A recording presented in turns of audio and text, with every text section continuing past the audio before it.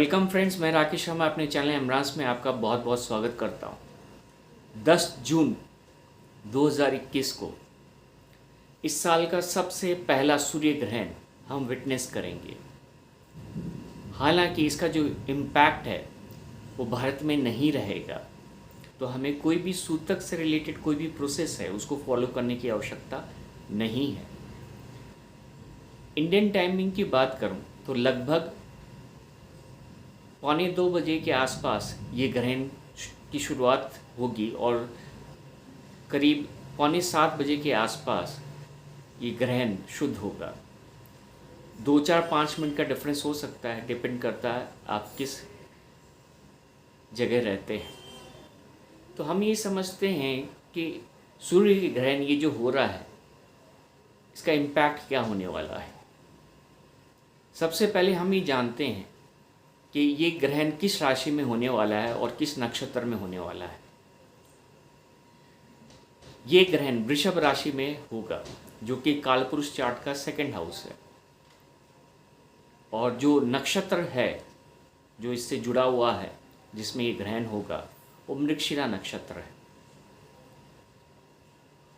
वृषभ राशि में चंद्रमा उच्च का हो जाता है। अब ये बड़ी ट्रिकी सिचुएशन है इस ग्रहण को समझने के लिए। इस ग्रहण में वृषभ राशि में सूर्य देव रहेंगे, तो सूर्य आत्मा को डिनोट करता है, हमारी सोल को। चंद्रमा हमारे मन को डिनोट करता है, हमारे इमोशंस को डिनोट करता है, और ये एग्जल्टेड है उस दिन, means high emotion, high tide को बिलोंग करता है ये। लेकिन उस दिन अमावस्या भी है, मतलब मून अपनी ओरिजिनल एनर्जी में नहीं है। बुध वक्री है वृषभ राशि में, बुद्धि, कम्युनिकेशन। फिर राहु है, इल्यूजन। इल्यूजन का मतलब क्या होता है पहले हम ये समझते हैं। कोई भी चीज़ जिसको हम सच मान रहे हैं, उस भ्रम का, बादल का टूटना, ब्रेक होना, और हम क्लैरिटी को विटनेस करते हैं। ये जो ग्रहण हो रहा है उसका जो सबसे ज़्यादा इम्पैक्ट है वो हमारी सोल लेवल पर पड़ेगा, हमारी कॉन्शियस लेवल पर पड़ेगा। रीबर्थ या बर्थ को हम किस तरह से डिफाइन करते हैं। एक बच्चा जो अपनी माँ के गर्भ में रहता है तो वो अंधकार में रहता है, अंधकार में वो लिपटा हुआ रहता है। लेकिन जब वो पैदा होता है तो वो प्रकाश में आता है, लेकिन उस प्रकाश को से वो जल्दी से अटैच नहीं हो पाता, वो सहम जाता है, वो आंखें खोल नहीं पाता, और उसे ये लगता है कि वो कहाँ आ गया।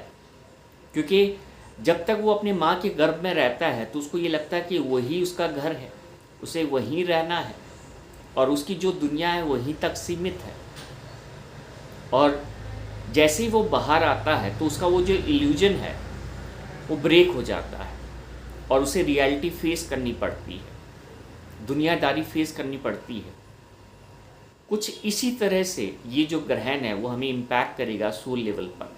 ये रीबर्थ ऑफ योर सोल है, और सोल का जो रीबर्थ होता है वो एक दिन में नहीं होता है, उसके पीछे एक लंबा प्रोसेस होता है, एक अवेकनिंग का प्रोसेस होता है, एक हीलिंग का प्रोसेस होता है, ट्रांजिशन का प्रोसेस होता है, ट्रांसफॉर्मेशन का प्रोसेस होता है, दुख का प्रोसेस होता है, तकलीफ का होता है। इसका मतलब ये होता है कि आपके अंतर आत्मा में जो भी पीड़ा है, तकलीफ है, वो ये जो ग्रहण है वो वाइप आउट करने वाला है, आपको उस पेन से ये निकालने वाला है। लेकिन आप अब उस पेन से अटैच हो चुके हैं, क्योंकि आपने उसी को अपना सत्य मान लिया है, उसे अपना मान लिया है कि this is what I am, तो आप उससे अटैच हो गए। तो रीबर्थ का मतलब ये होता है कि आप अपनी बैरियर्स को तोड़ते हैं जो आपने क्रिएट कर रखे हैं। इल्यूजन, राहु, सन सोल, मून मन इमोशंस, बुध बुद्धि। तो ये जो बैरियर्स थे वो ब्रेक होंगे इस एक्लिप्स से। और ये बहुत ही इम्पैक्टफुल एक्लिप होने वाली है पर्सनल लेवल पर। मैं इसे इंडिविजुअली क्या इम्पैक्ट आप पे पड़ेगा उस पर ज़्यादा फोकस कर रहा हूँ। हमें सबसे पहले ये समझना है कि हमारा जो क्रिएशन है वो ओरिजिनल एनर्जी है, आत्मा है। और ये जो फिजिकल बॉडी हमें मिली है ये डिसेप्शन है, ये रियलिटी नहीं है। लेकिन हम अपनी बॉडी को ही रियलिटी मान लेते हैं और इसी से सब कुछ सोचते हैं और उसी को हम अपना लेते हैं, अपना सच मान लेते हैं। लेकिन हमारा सच छुपा हुआ है हमारी आत्मा में, हमारे कोर में, जिसे हमें जानने की बड़ी आवश्यकता है।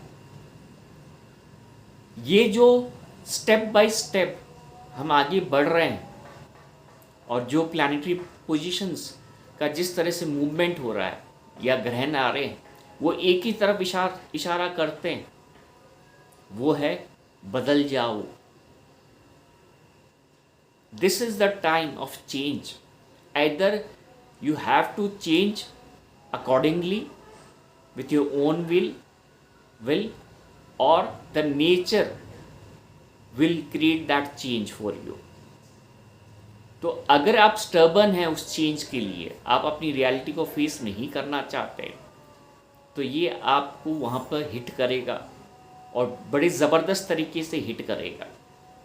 और अगर आप ऑलरेडी अपना इनर वर्क कर चुके हैं तो आप यकीन मानिए, जब वो बच्चा पैदा होता है तो जो खुशी उस माँ को मिलती है, उसी खुशी को आप अपने जीवन में महसूस करेंगे, उसे पाएंगे। हमें इस चीज़ को समझना है कि एक्चुअल में रियलिटी क्या है, और ये ग्रहण उसी रियलिटी को आपके सामने लेके आएगा। जैसे मैंने आपको बताया कि 26 मई से लेके 10 जून तक ये बॉडी माइंड सोल अवेकनिंग का पीरियड है, और 10 जून का जैसे ही ये ग्रहण समाप्त होगा तो इसका मतलब ये है कि वो जो डार्कर लेयर है आपके सोल के ऊपर वो हट जाएगा और आप अपनी सोल को रियलाइज़ कर पाएंगे, आइडेंटिफाई कर पाएंगे, उस लाइट से जुड़ पाएंगे जिसको अभी तक आपने अंधेरा समझ के रखा था। तो खासकर ऐसे लोगों के लिए मैं आपको बताना चाहूँगा, अगर आप पार्ट हैं उन लोगों के इस जर्नी में, आप भी एक हिस्सेदार हैं, then I am telling you this is a mind blowing time for you all. लेकिन ऑन द अदर हैंड जो थोड़े से समझदार हैं, दिमाग का प्रयोग करते हैं, तो मैंने क्या कहा, जो इल्यूजन है, जो दिमाग का खेल है, अब ख़त्म होगा और बहुत बुरी तरह ख़त्म होगा ये खेल। घुटने पे आएंगे लोग, घुटने पर, मेरी बात को याद रखिएगा।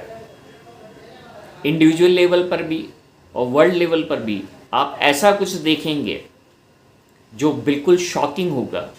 लेकिन कहीं ना कहीं आपको ये पता था कि सही क्या है गलत क्या है, तो आप उसको रेजोनेट कर पाएंगे, इसके साथ तो ऐसा ही होने वाला था, इसका रिजल्ट तो ऐसे ही आने वाला था।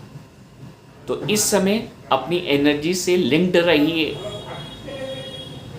अपनी स्पिरिचुअल ग्रोथ में लिंक्ड रहिए, और ये चिंता मत कीजिए कि आपको क्या मिलेगा या क्या नहीं मिलेगा। जो आपका है वो आपको अवश्य मिलेगा, और जो आपका नहीं है उसको चाहे आप कितना ही पकड़ के रखें, वो आपको नहीं मिल सकता। फ्री फ्लो एनर्जी में रहिए, उस धारा के जैसे बहते रहिए जिसका एक ही लक्ष्य होता है कि मुझे समंदर में मिलना है। और अगर आपका जीवन का लक्ष्य ये है तो यकीन मानिए 10 जून से लेके जो 4 दिसंबर का पीरियड है वो उस लक्ष्य को आपको प्राप्त कराएगा।